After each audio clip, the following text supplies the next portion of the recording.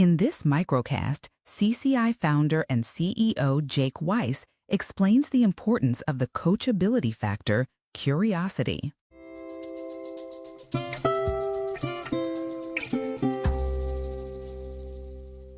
Curiosity is a very important factor for all aspects of coachability, and the way that we define it within the assessment, it's about extending our learning above and beyond what might seem relevant or practical in the moment, and going further than that. And I'll give an example of that, but I also want to just share how this relates to feedback and coaching.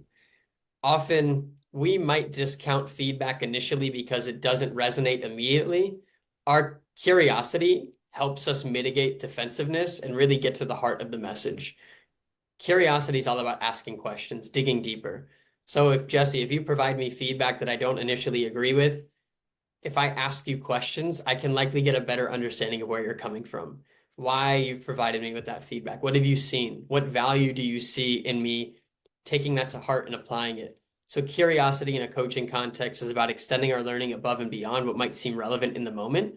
And the way it shows up in a coaching context is asking questions, digging deeper, trying to learn more about what someone's suggesting. Or if we're learning a new skill, can I tap into some different areas that allow me to broaden my perspective around this skill or this performance aspect that I'm trying to get better at? So we do find that those who are really high in curiosity are those that are really intentional about learning more than what's immediately relevant for the task at hand. Those that have moderate levels of curiosity, we often hear people say, I scored in the moderate range, but I'm a really curious person.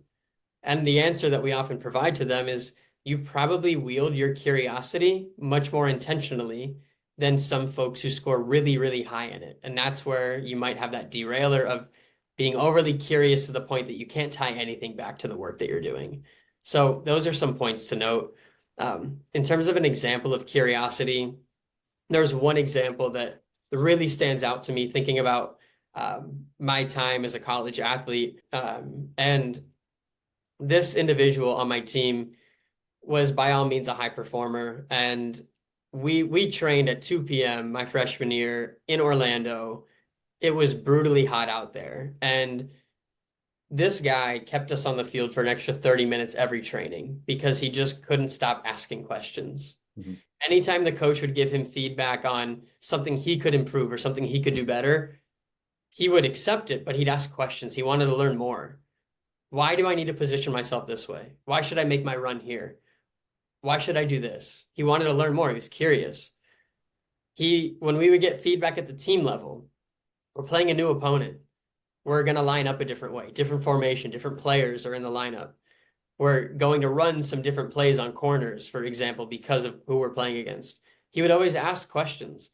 Why are we lined up this way? Why does that match against this team well? He always wanted to learn more. And I share this example because his goal was not just to be the best player he could be. He wanted to be a coach in the long run. His immediate task at hand was being the best player he could. His long-term goal was to be a coach.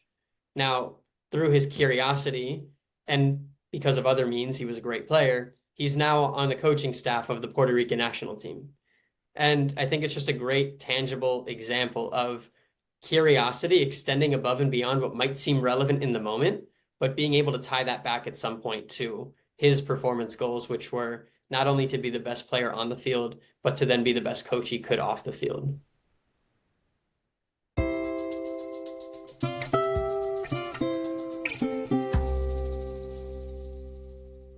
Thank you for listening to this CCI microcast. To learn more, visit coachabilityconsultants.com.